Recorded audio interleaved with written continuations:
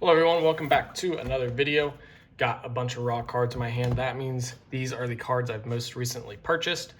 You can see in the background, got a decent amount of Emmanuel Sharp stuff up. Houston plays tonight, as of the day I'm recording this video, Arizona in the Big 12 Championship. Big win over Kansas yesterday, absolutely dominant performance.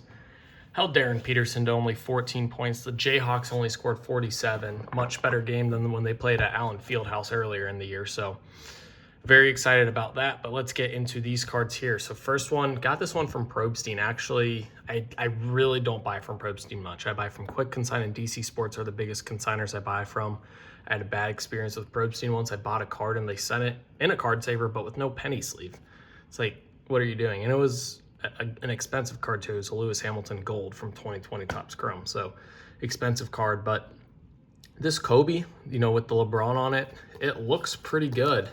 I feel pretty good about this one. We'll take it out for you guys.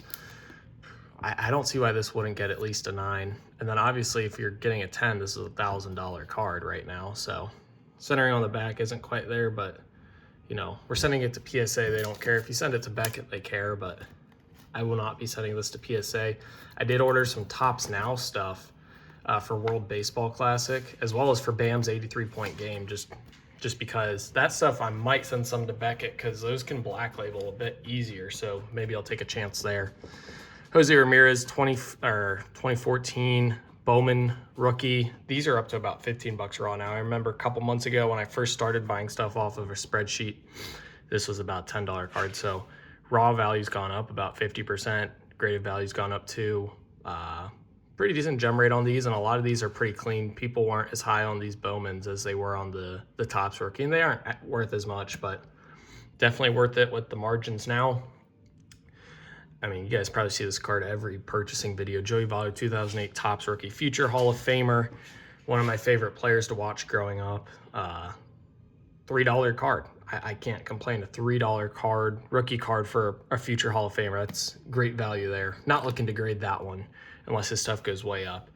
I'm going to pull out a couple of things here real quick. So I was looking on CommC because they have their challenge going on right now, and I've got more of these coming in, their bracket challenge for March. And I saw that the refractors for this Anakin and Padme card were listed cheapest, like 8 to 10 bucks on there. And on eBay, you could buy them for 2 to 3 bucks. So might try sending some of these in. I might save some of these to grade. Like, it's just a really cool card. Someone that liked Star Wars when I was growing up, I loved watching the movies, still like them. But yeah, obviously these two in the middle aren't refractors, but pretty cool card. This is a refractor. This is the base refractor. And then this lot here I bought from someone else. I bought them out of all their refractors. All refractors, it was like $2.50 a card. Even if I sell them for $5 on COMC, we're still doubling our money. So we're going to try that out. Who knows if I'll just flood the market and it won't work, but it's a cheap play and I'm intrigued by it. The bracket challenge will be done by then, but I wanted to go check comps because there was one on sale. I was like, man, I want to buy it. They're all listed for 10 bucks. This one here is on sale for like 7. Checked eBay. They were all up for 2 to 3. I was like, I'll send them into CommC. So that's what we're doing there. That's a special play. Who knows if it'll work out. We'll give it a shot.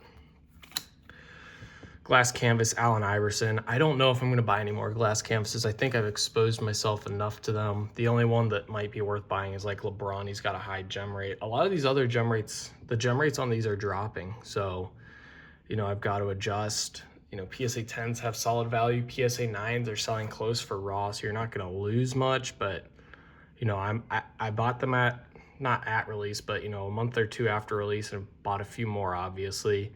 And I've exposed myself to a level that, I'm comfortable with. I think I can make some good margin on them, but I'm going to wait for a few months, maybe for basketball season to end, see what, once each player has 20, 30, 40 cards of this in, see what the pop report and gem rate's looking at so I can target specific players. I do think this is a good set long term, but I want to be in the right players, So if Allen Iverson's got a 15% gem rate, even though his cards are 4 or 5 times cheaper than LeBron's gem rates, it's at 50% or it's just below 50%, and his 10s are 3 to 4xing the raws. So that would be a pretty obvious play based off math, but we'll take a look at that one for grading.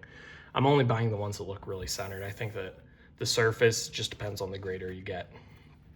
This next one here, so the next card I bought, this Quinn Ewers, this is the red scope. Bought it before they, who did they sign?